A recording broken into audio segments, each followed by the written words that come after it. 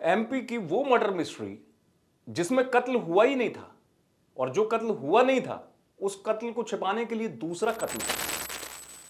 कहानी सिवनी की है। साल 2021, महीना सितंबर के महीने में यहां पुलिस जो है, कानीवाड़ा पुलिस चौक स्टेशन है, वहां पर सूचना आती है एक कि खेत के पास एक लाश पड़ी हुई है। पुलिस पहुंचती है, जैसे पुलिस करती है आरंभिक तौर पर, शुरुआती तौर पर पुलिस अपनी जांच पड़ताल शुरू करती है। जांच में पुलिस को कुछ हाथ नहीं लगता, क्योंकि जिसकी मौत हुई उसकी कोई पहचान नहीं, कोई आइडेंटिटी नहीं। कौन है, किसने मारा तो बात की चीज है, पहले कौन है ये तो पता चले। पुलिस हैरान परेशान, जो होता है पंचनामा कराया जाता है, प्रक्रिया करती है पुलिस। एक लड़की की लाश थी, बस इतना पता है। लड़की कौन थी, क्या था, कुछ नहीं पता। इसके बाद पुलिस अपनी जांच शुरू करती है और जांच में एक ऐसा मोड़ आता है जहां पर एक लड़की थाने पहुंचती है और बताती है कि मामला ये था, जिसकी मौत हुई वो कौन थी।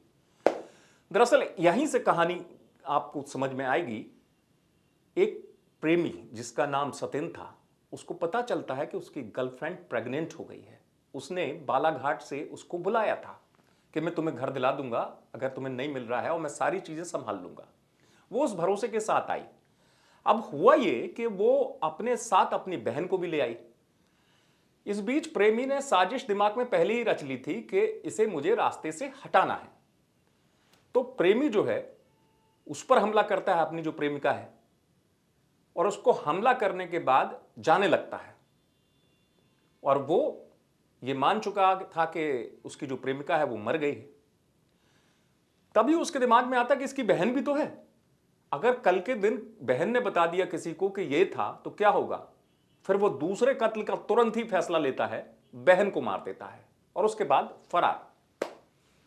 अब आप सोचिए, जिसे उसने मरा समझा था वही पहुंच गई थी थाने, जो मैं आपको कहानी बता रहा था, और उसने बताया कि मैं तो जिंदा हूं और जो ये है ये मेरी बहन है। पुलिस से सुनिए पूरी दास्तान। दिनांक 18/9/2021 को थाना कानीवाड़ा में एक सूचना मिली ग्राम मुंडरई से कि अज्ञात युवती खेतों के पास एक पानी का टाका है, उसमें उसकी लाश पड़ी हुई है।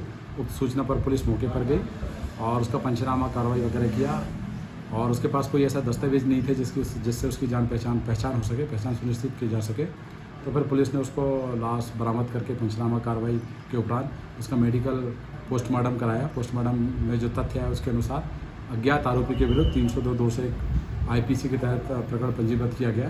प्रकरण पंजीबद्ध के बाद अनुसंधान प्रारंभ हुआ। अनुसंधान के दौरान यह चीज़ क्लियर हुआ कि लड़की कटंगी थाना कटंगी, जिला बालाघाट, मध्य प्रदेश की रहने वाली है। और इसी अनुसंधान के दौरान एक लड़की और मिली जो मृतिका के मामा की लड़की थी। उसने बताया कि मृतिका और वो दोनों सिवनी से इंदावड़ी मुंडरई की तरफ आए थे, और उसका जो मृतिका की मामा की लड़की, उसका अफेयर सत्यन नाम के एक लड़के से था।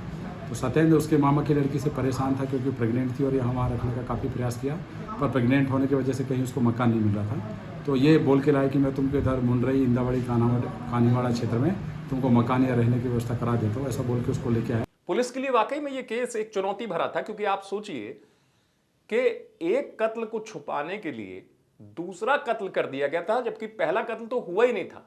और पुलिस के सामने वही एक चुनौती थी कि आखिरकार कैसे पता चलेगा कि लड़की कौन है इस हत्याकांड के पीछे।